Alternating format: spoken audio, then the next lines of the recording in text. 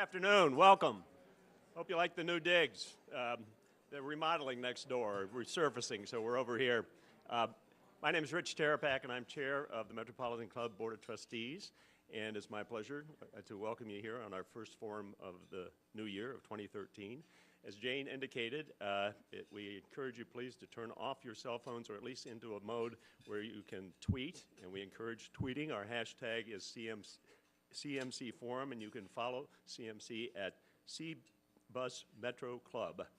All that's noted in your forum programs at your seats. And it may even be noted on our new app, which we're proud to advertise and hope that you've pulled up and downloaded.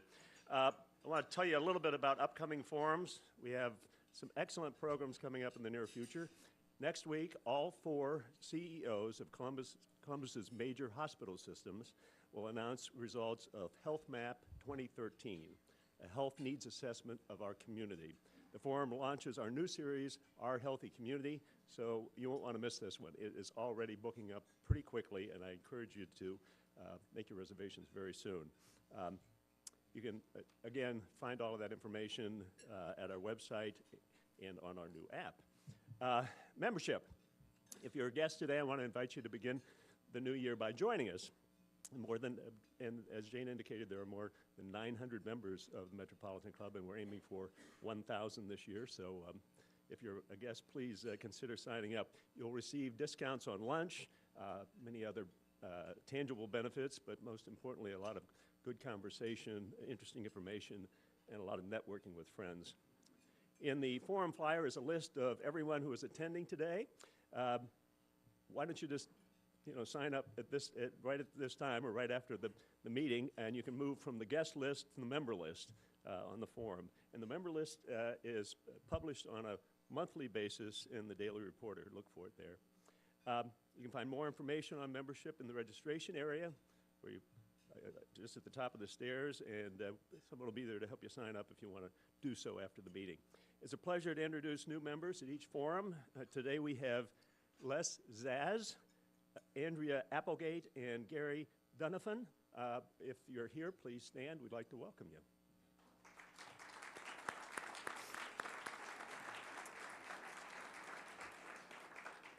There are also on the forum program, if you flip it over, you'll see about 80 companies and organizations that are our sponsors, and that helps keep the cost down, the rent low, and everything a little bit more affordable. If you know of folks who are interested in sponsoring a program, as you can see, it carries with it a good amount of PR. We'll be glad to hear of any recommendations you have. Please report it to our staff. For today's support, for today's forum, we want to thank the Columbus Dispatch. I also like to welcome the members and alumni of Leadership Columbus, our partner in this forum.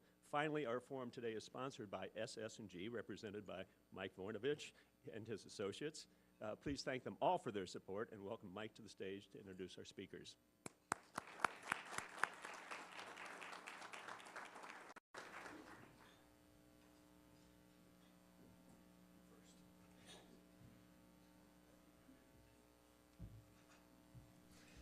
Thanks, Rich. Happy to be here today representing SS&G in support of CMC and joining with all of you as we start off a new year together in Central Ohio. I'm not sure how you're all feeling, but I'm getting a sense of cautious optimism in the room today as I've talked to some people. Certainly more so than I have in the recent past when I've attended this event. I think it seems that we've hit a little bit of a new normal, whatever that means to you. But for me, it's, we still have a lot of uncertainty out there on the national, international fronts. But what I'm seeing is companies operating a lot smarter and more strategic than they've ever had. And that's certainly making the difference here. As a director of an accounting firm, very vested in the Columbus market, I'm seeing the signs of recovery, albeit it's slower than I think any of us would like, but it seems to be happening. So that's why I'm anxious to hear what our experts have to say and why we wanted to be a part of this event today. The complete biography for our speakers is in your forum flyer. So I'm only going to provide some brief introductions, and we'll hold our applause to the end. Our first panelist is a great friend of CMC and a board member. Prior to starting his own firm, Regionomics, he held positions at the Columbus Chamber and Rickenbacker Port Authority and several university teaching positions. This is his 12th annual presentation of his regional economic forecast with CMC. Please welcome Bill LaFayette. Well, sorry, I didn't handle that right. Our next panelist is Managing Director of International Equity for PNC Capital Advisors. It's Martin Schultz. We'll hold applause. Next up is Chief Economic Advisor of Commerce National Bank and veteran of the CMC Forum. And my recollection is you tend to be a little bit of the pessimist of the group, but we'll see. James Newton, and our moderator, who writes about employment, banking, insurance, and personal finance for the Dispatch, is Mark Williams. Please welcome the group.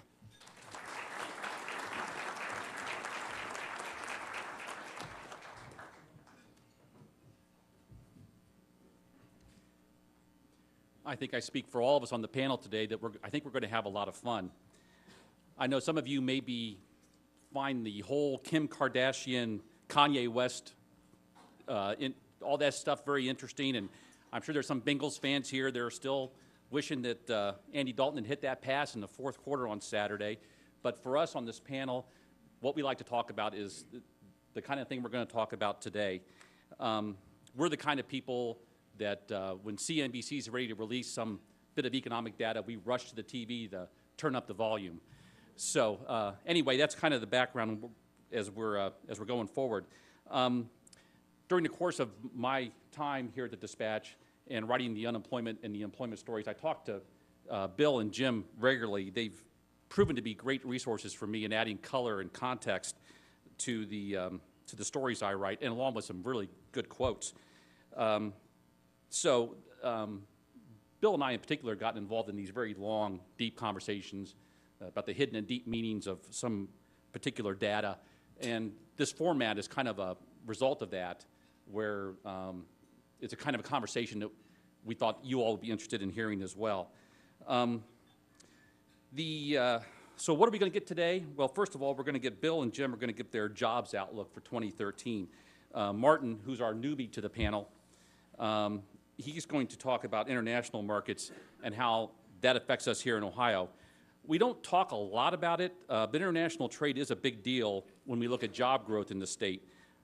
Exports from Ohio totaled $46 billion in 2011, and jobs tied to export account for about 7% of our total private sector employment. Discussions about the economy and jobs are always relevant, but maybe even more so today.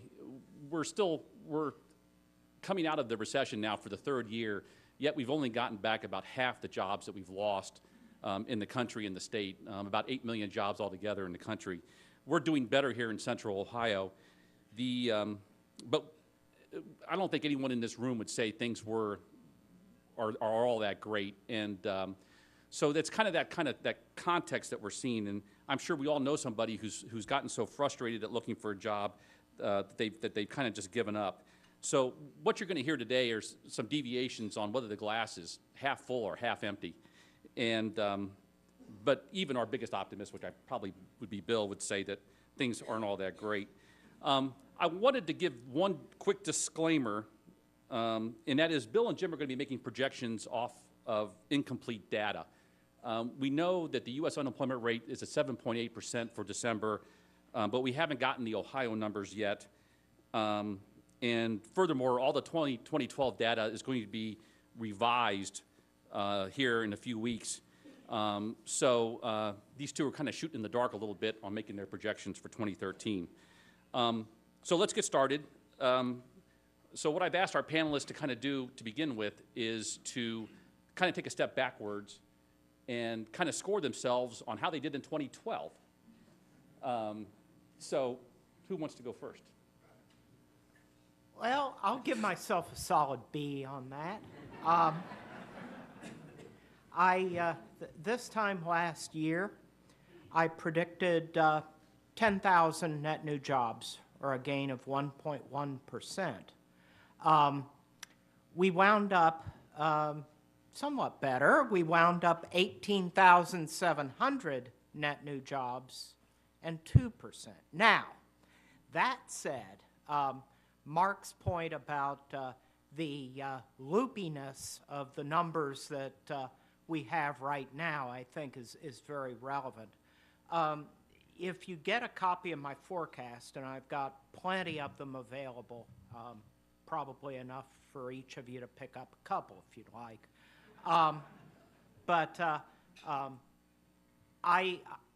That shows a net gain of 2%. Folks, we did not see 2% last year. So my assumption going into the forecast this year is just that things were better than I expected in the beginning of 2012, but not as good as we think they are right now. Okay, well, Bill gave himself a solid B. I don't believe in grades. I'll take your class.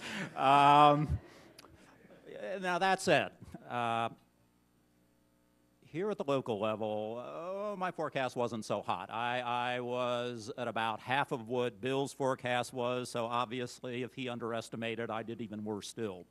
But I would say that at the national level, I was pretty much dead on. I indicated we'd create somewhere between 1.75 and 2 million jobs. We seem to be pretty much dead in the middle of that range.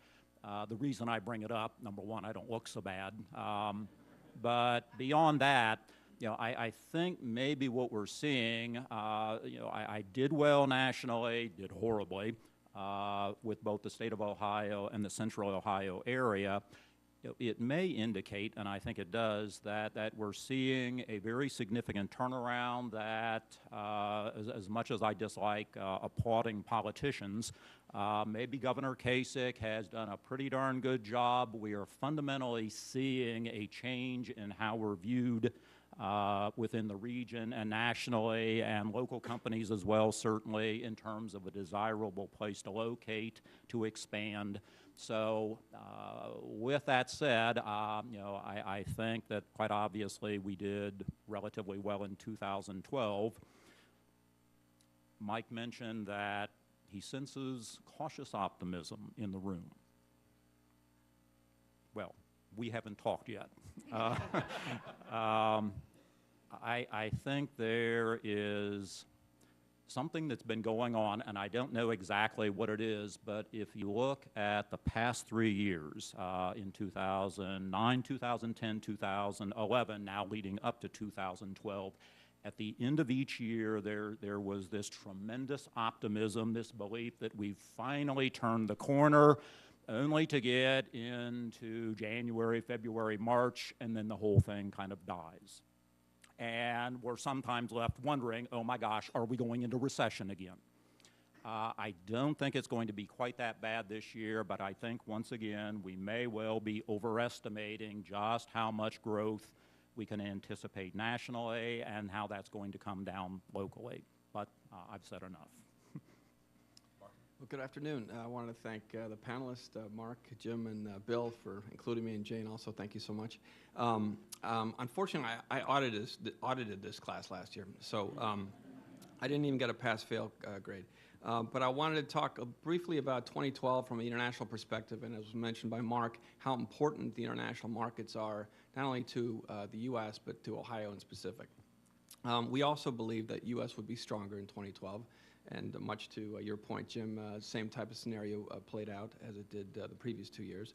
But the other areas where we miscalculated, if you will, or from a perspective of degree anyway, was that China did not bounce back and recover as quickly as we had thought. And we'll talk about that maybe a little bit later, but they went through a very massive, every 10 years, electoral change, a governance change. And so part of that, but most importantly, because of Europe. Europe was very weak in 2012, and our expectation, in fact, was that one of the countries would actually leave the euro. Now, that did not happen. Mario Draghi came in July and September and basically backstopped the Euro project, allowing the Euro to continue. We'll see how that all plays out.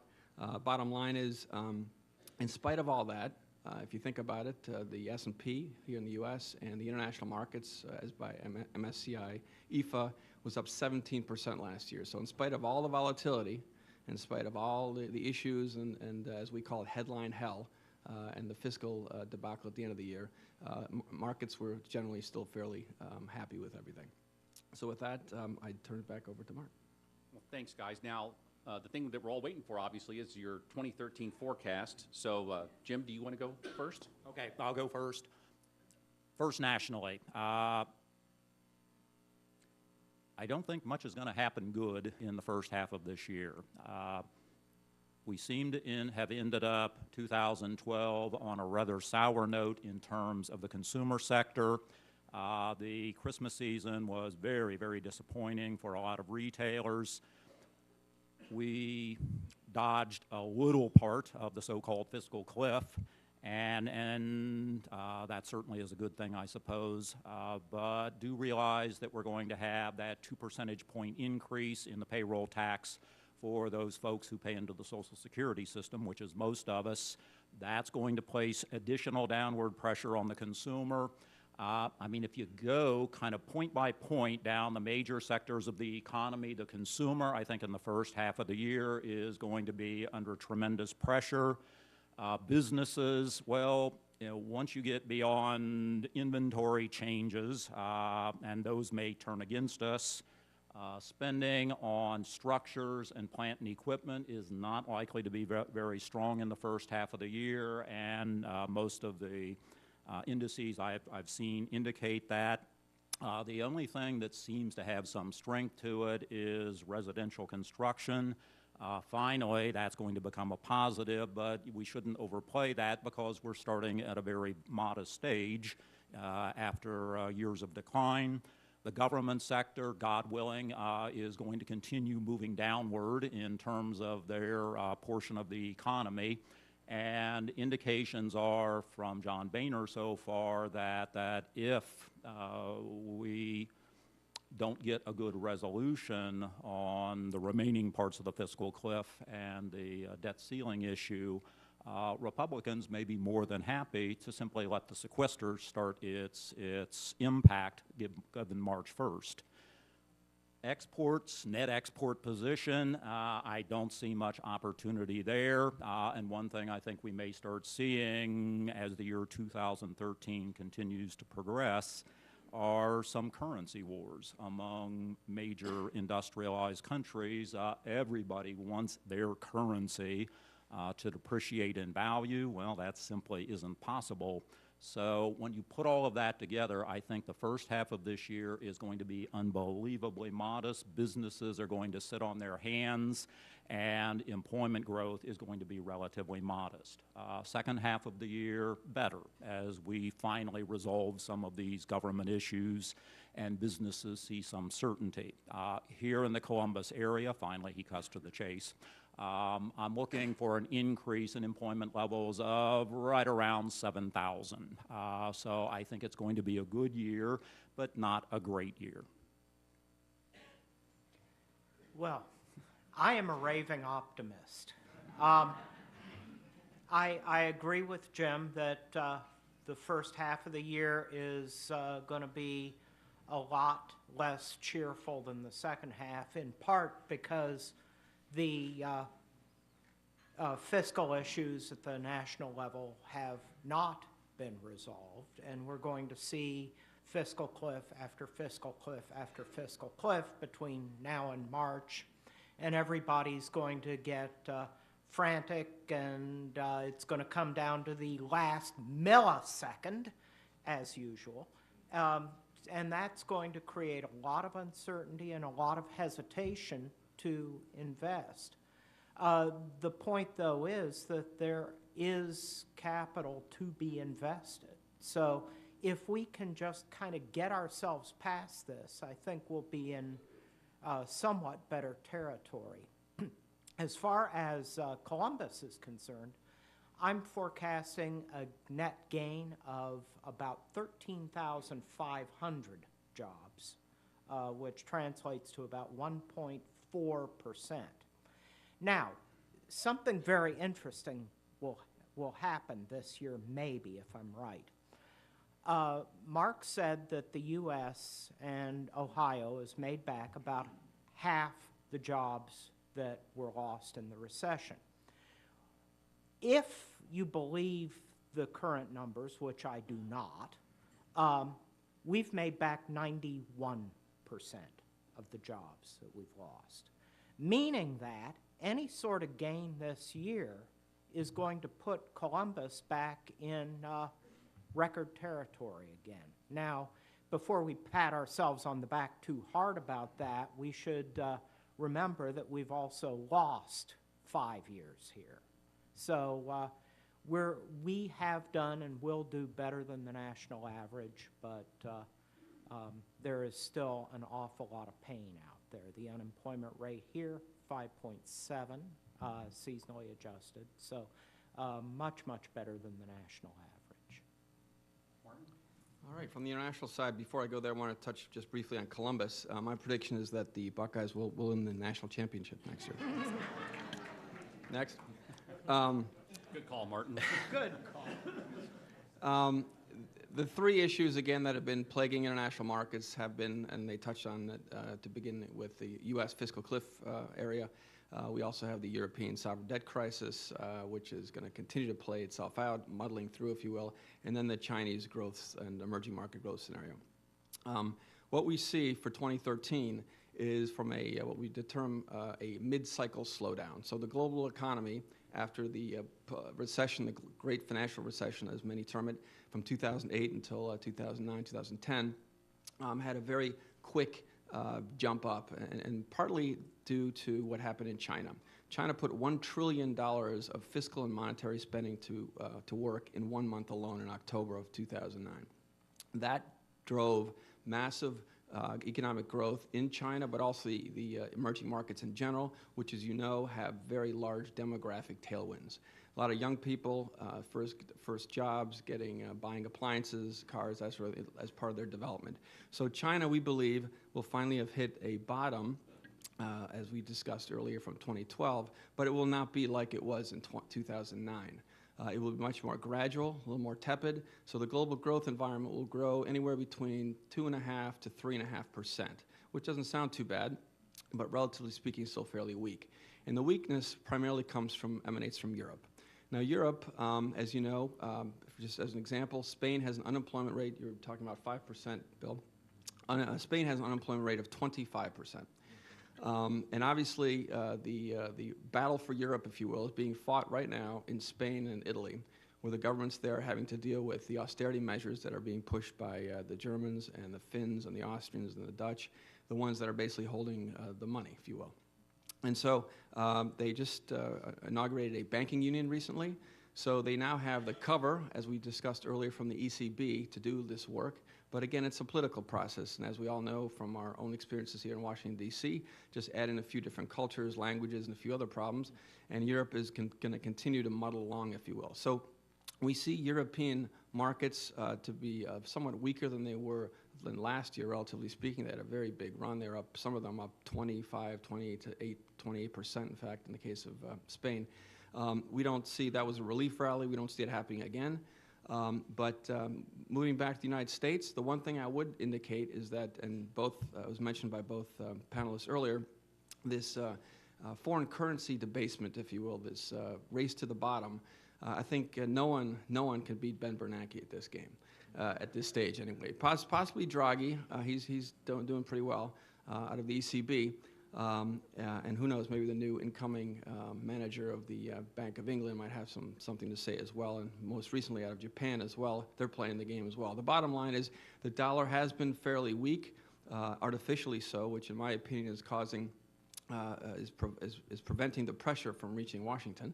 But the bottom line is that it will mean that the United States, and particularly exporters, will do very, very well. So if you're involved in exports or thinking about it, it's probably a place to look. And I say that for two reasons. One is not only is the currency at a lower level, And in fact, the euro since last summer has gone up about 10%, so that's going to hurt them near term. But more importantly, U.S. manufacturing has a huge tailwind that was not foreseen by anybody even 3 or 4 years ago, and that is the energy scenario.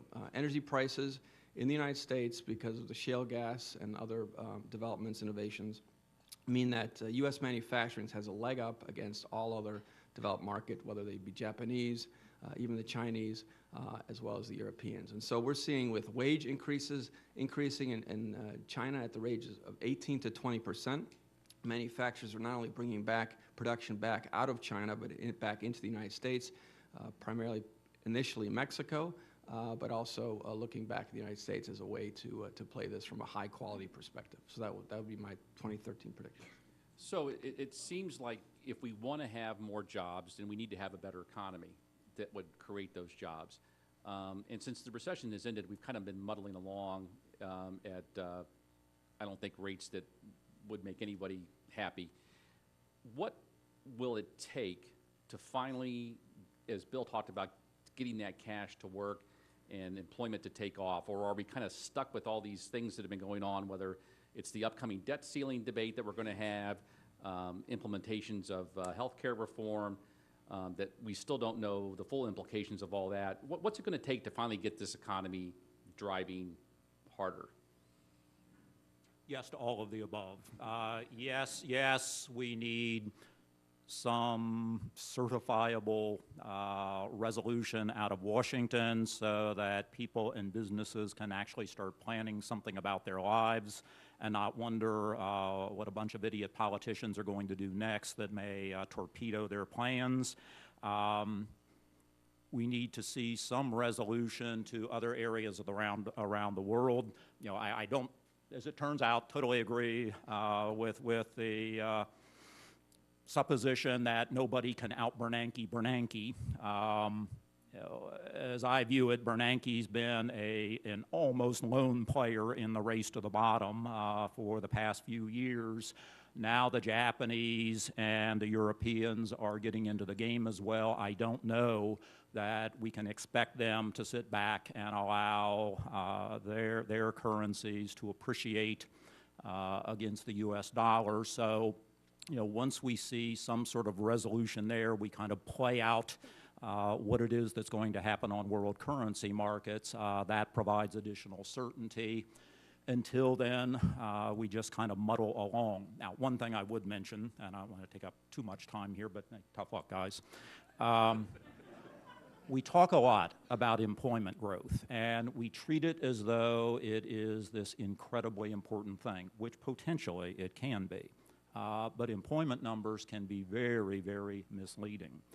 One of the things, and here I have to kind of dip into the current population survey, which is to say the household survey, because they happen to have this kind of data.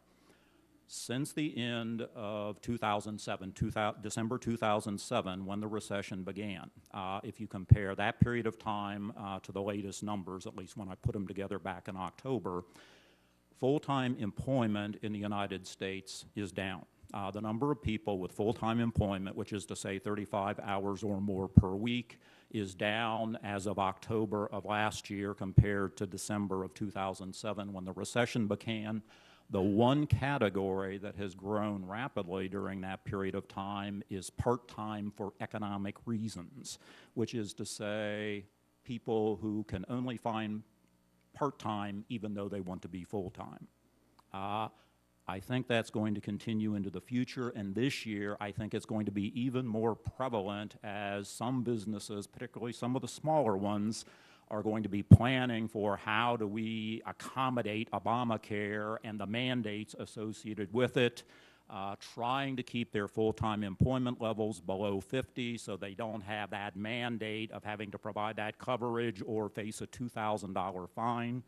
We may see, you know, Bill may be right, we may get better numbers than what I'm anticipating, but if we get those, I would not say that really represents growth within the economy. It simply represents businesses trying to accommodate for all of these things that they're being hit with.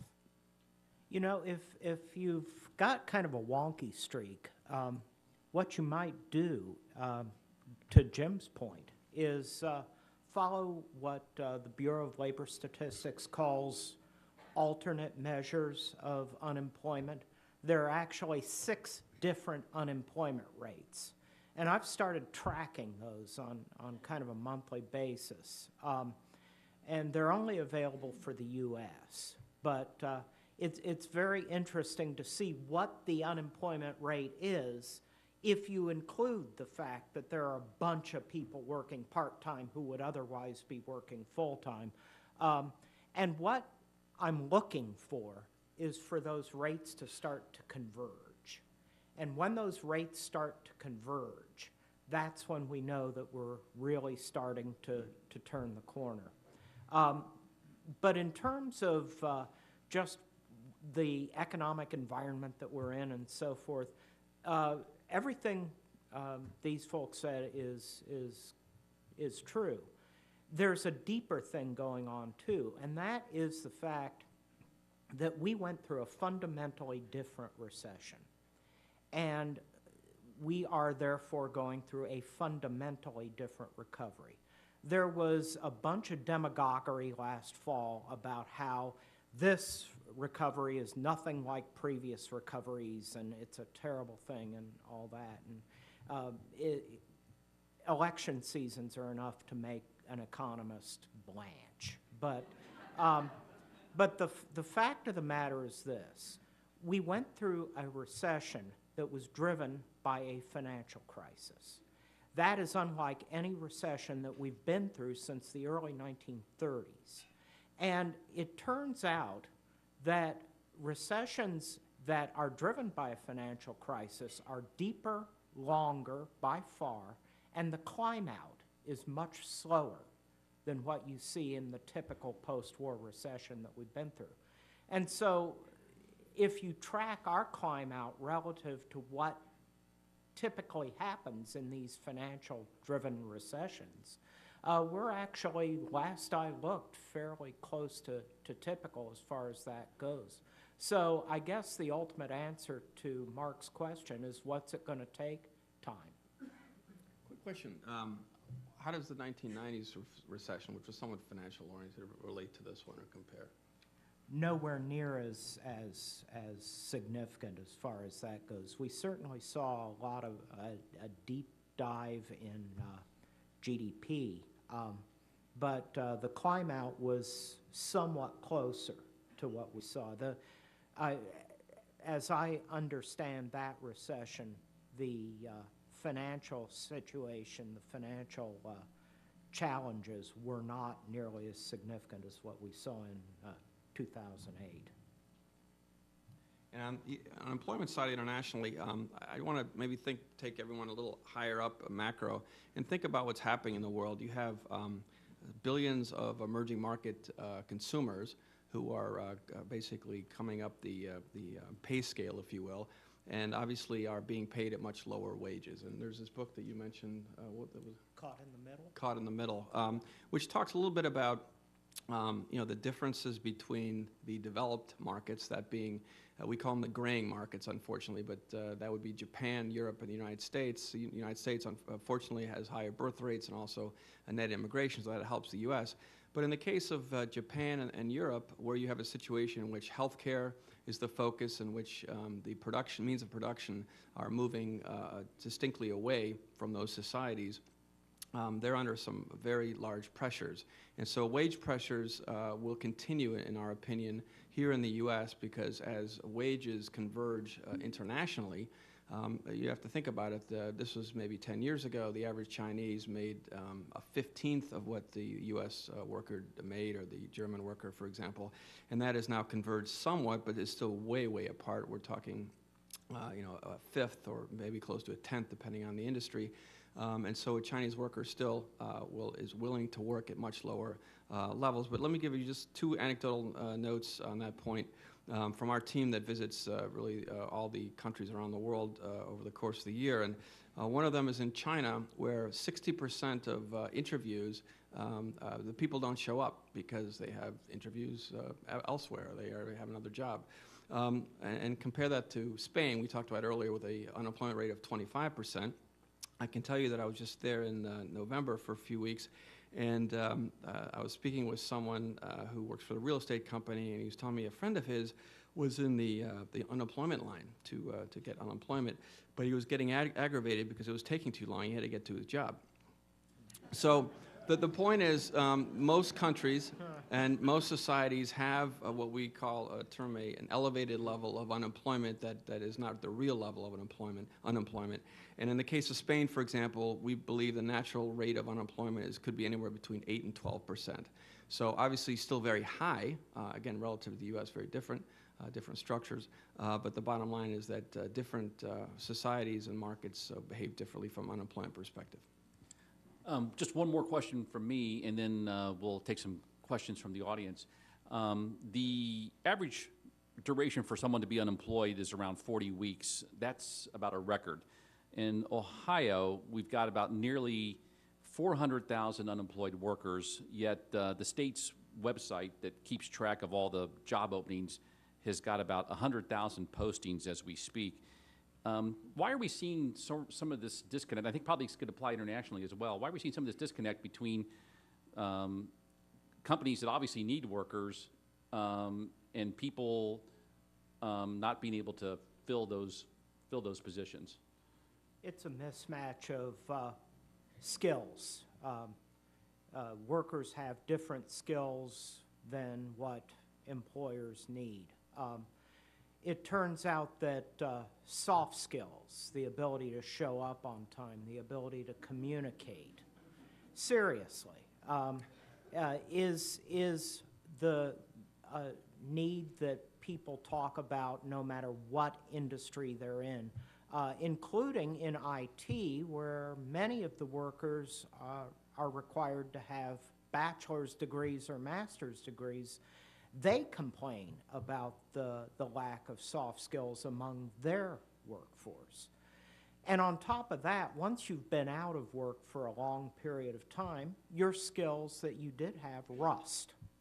And so I think a long-term problem that we have in this country and elsewhere in the world is that we have this loss of skills, this net loss of human capital, that it's going to take a while to recover. My only comment on this would be that, yes, there's definitely a different change of events on the skill side. Philips, which is a large conglomerate, competes with Siemens and GE, recently moved its 100 engineers from Shanghai those jobs back to the Netherlands. And the reason is that the training that the Chinese were getting was not at the level and at the cost hopes of the parent company. And so this is a concern that you have for most multinational corporations around the world. From our perspective, again, as these emerging markets grow up the value chain, so to speak, and move up the value chain, I should say, it's going to be dependent on places such as Ohio to become much more high value added in providing the competition that is necessary. And so, the German system of apprenticeships has worked very well for many years, where you cannot get a full-time job until you've worked as an apprentice for 3 years in certain industries. But of course, very rigid according to U.S. types of expectations and standards. And again, Germany also went through, and we talked about the sovereign debt crisis to some degree here earlier. Germany 10 years ago, under Gerhard Schröder, the chancellor then, made some very big structural changes to labor markets. The new Hartz Accords and 2010, Agenda 2010, was a situation which basically part-time work was allowed to become part of the discussions. Prior to that, the unions had full say. And Germany is now obviously flexible enough to have been one of the leaders of the economic revival in that part of the world. And so they're trying to impart those same lessons they've learned onto the rest of Europe. And so, but that'll take a generation potentially, or at least 10 years, if not longer.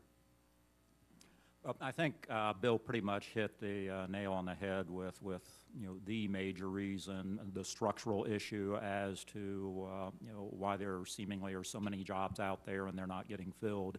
I guess the only thing I might add to that is that in the kind of environment we're in with the amount of uncertainty we have, there could be a fair number of businesses who do have labor needs, who do have the desire to hire in people. And they're going to show up in these figures that Mark mentioned, but that having the desire to hire somebody in and actually having the confidence to do it may be two very different things. Until they get that confidence, until they really feel that, yes, indeed, aggregate demand within the economy is going to pick up sufficiently, that we can hire in these additional workers and feel confident that we can put them to work, give us good value, and increase our profitability. Until that happens, the jobs are kind of there, but then again, kind of not. So can we, okay, questions from the audience? Anyone want to step up to the microphone and fire away? Make sure to identify yourself and all that kind of thing. Who wants to go first? Roger Blackwell. I didn't hear you say anything about the most important part, at least by some measures, of the Ohio economy, agriculture. Real estate prices have obviously been soaring, manufacturing capital equipment soaring also in that era. Is that going to continue, or what will likely happen to the agricultural sector of the Ohio economy? List. We just never got to it, so I'm glad that you asked. Yeah. I've done some work on agricultural employment at the state level, and it turns out that agriculture is a whole lot more important to us here in Columbus than many of us think. If you go, say, 20 miles from Broad and High, you start seeing an awful lot of agriculture. Licking County is 29% above average. Union County's 84% above average in terms of agricultural employment. Madison is 2.4 times average. Pickaway, 2.7 times average, and Morrow, 5.5 times average. So as far as agricultural land prices are concerned, that's really a function of the productivity of that land and the supply and demand of agricultural commodities. Productivity is a huge deal in manufacturing. We got into that earlier. It is a huger deal in agriculture. Productivity gains, as last time I looked, in the last decade in agriculture, 60%. So all that has to come in too. I do not have a prediction on land prices, but those are the things that you have to look at. One of the things we talked about in preparation for this question was that with agricultural prices for the commodity, for the commodity for the corn and the wheat and whatever else is being grown, with the prices being up so high, that means more money flowing into the pocket of the farmer, who then can therefore go out and maybe buy a new piece of machinery that therefore can then provide some further stimulation into another sector of the economy. And the other thing this also plays into is our international markets. Is we export so much of our agricultural products, and along with a couple of our big manufacturers of agricultural equipment exporting as well. Yeah, I'll just touch on the international aspect of all of this. Very, very important. International agricultural trade has obviously bloomed and blossomed, primarily because, again, going back to what's happening in the emerging markets, the average person eating 10, 15 years ago, a staple of rice and maybe some vegetables, is now starting to move up the chain, if you will, starting to eat more meat. That takes much more, obviously, from a sustainability perspective, negative, but from a longer-term perspective, from nutrition, that sort of thing, a very, very different viewpoint from where it's been. you see now that China has been importing rice for the first time ever in the last few years. This is very similar to, obviously, its other natural resources such as oil and that sort of thing. But when you look at the prices of wheat, soybeans, cotton, and the like, we continue to believe at PNC that the commodities will, not maybe the commodity boom that we saw in the last 10 years, which was quite exaggerated to some degree, we believe will not only continue, but will likely continue to help the Western farmers, if you will, in the U.S. and Australia, and even places such as Russia, who can basically supply the demand that's coming out of the emerging markets. Next question. I don't pretend to read this magazine cover to cover, but the current issue of The Economist has a comparison between the United States politicians managing our financial issues compared with Europe. And one of the bottom lines was that our image in the world as a leader was being affected by our ability to manage our economy. Comments on where that might take us if we go down that path as a world leader? I guess I'll try that one first. I think the United States, I think what the famous Prime Minister out of the UK, Winston Churchill, a few years ago, the United States will always do everything, try everything first before it actually gets and I'm paraphrasing here, gets it right. The bottom line is watching the sausage being made, I think, anywhere is an ugly scene. But my view is that the United States will do the right thing over the long term, but it will take probably a crisis to force us to do that.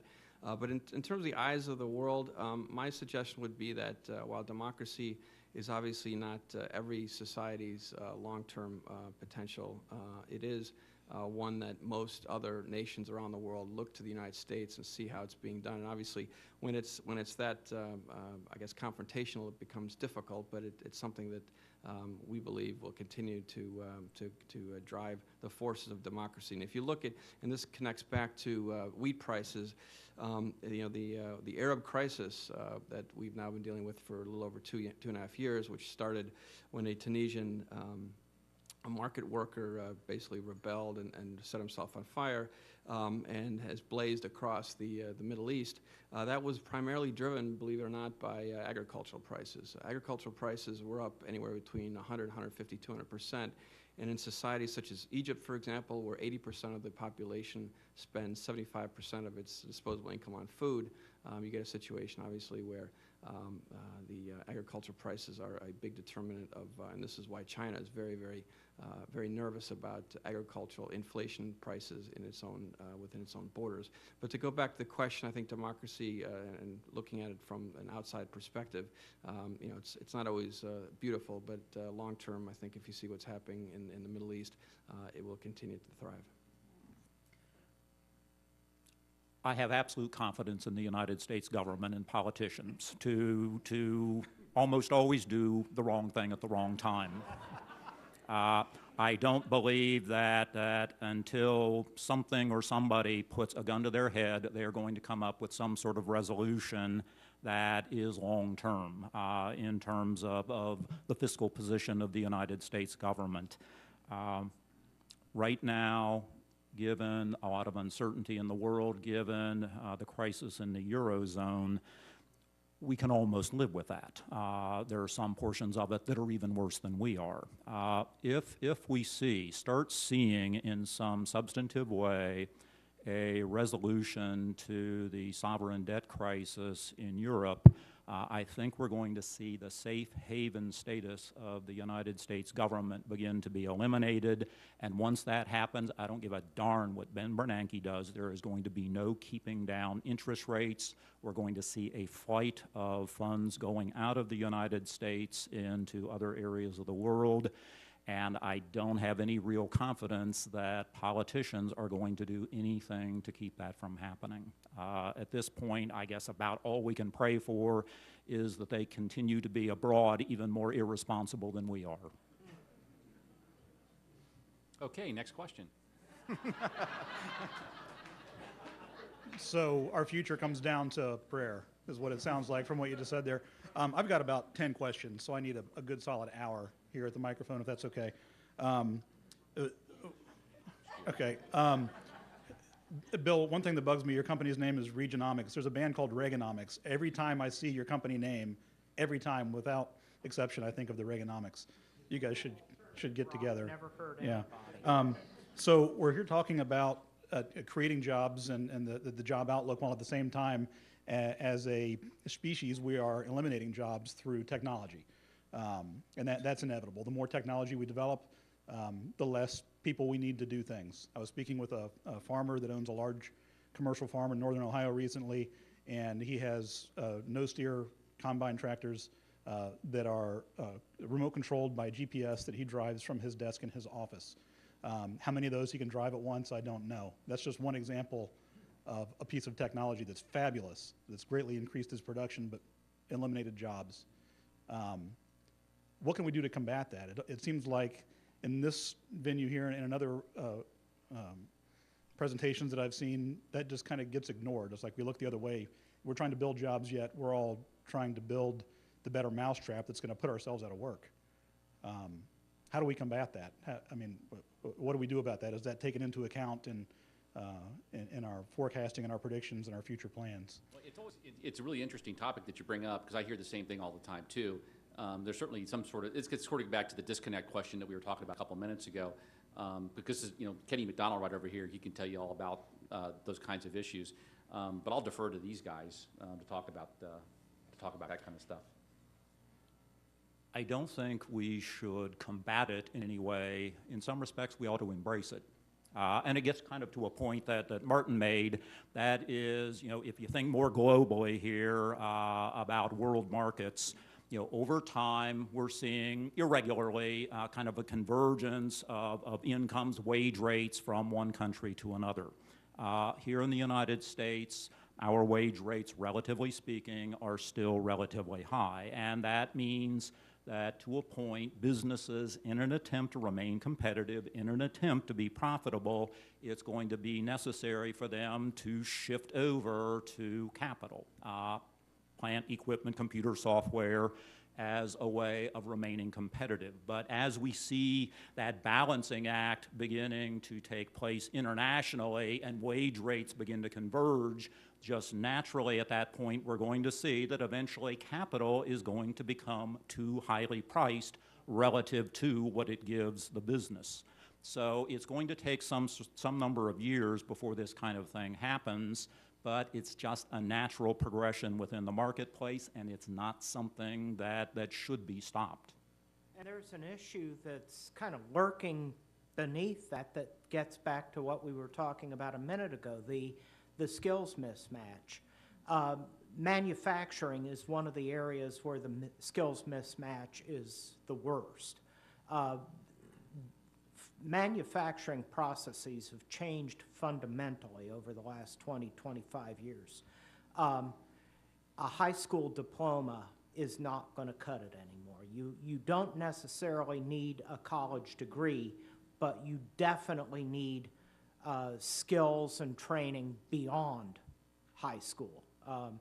And skilled trades, apprenticeships, and so forth are a way to handle that. And I think that there's a lot of opportunity if we know what manufacturers need and we provide that to the people who are looking for work.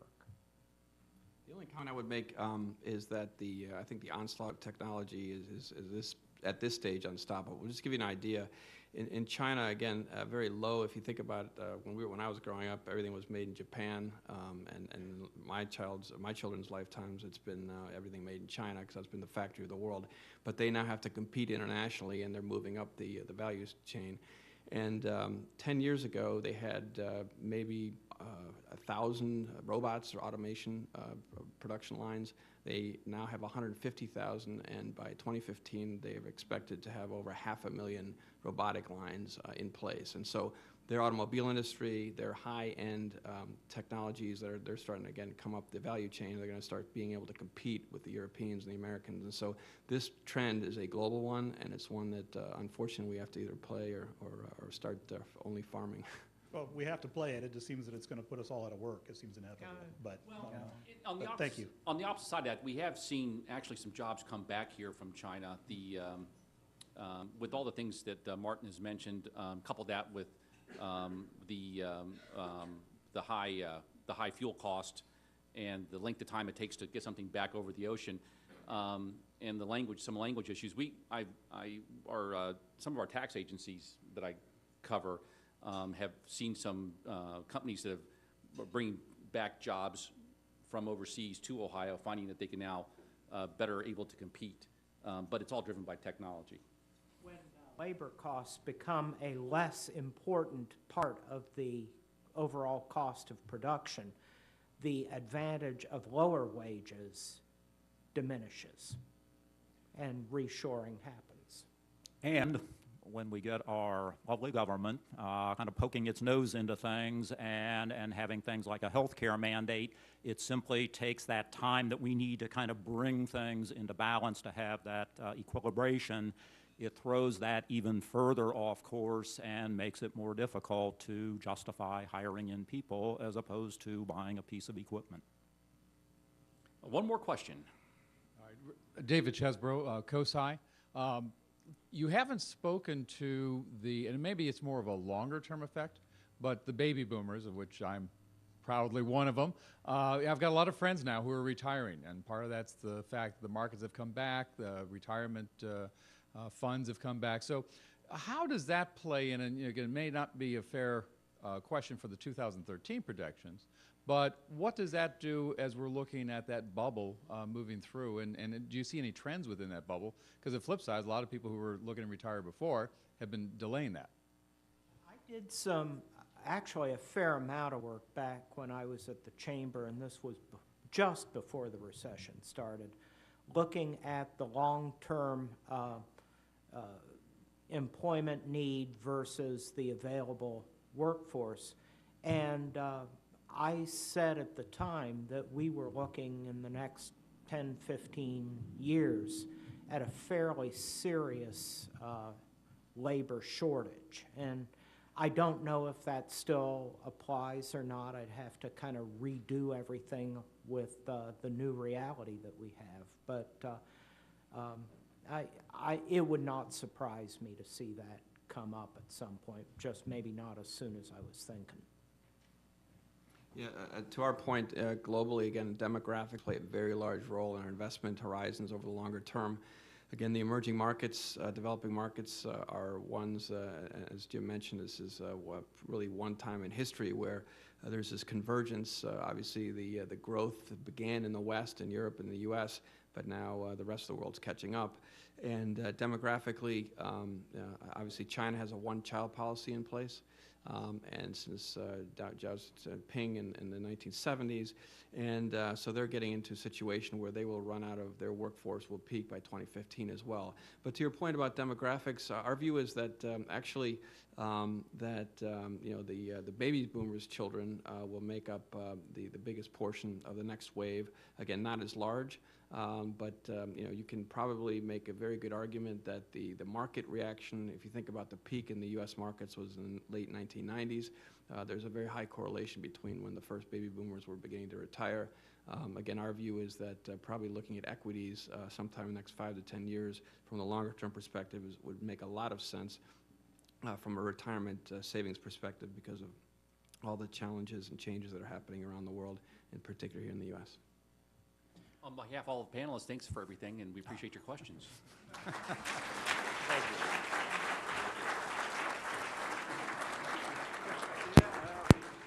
It's always fun. It'll be fun to everybody keep score so we can see where these guys were on percentages for next year. Come back same time next year, and we'll have particularly Jim and Bill holding up their grade cards. Hope you enjoyed today's forum. You can see it again on our website. You can again, actually, if you go ahead and download that app, you can watch them really well on the website on your phone. Welcome to continue today's conversation, as always, with coffee, etc., out in the lobby.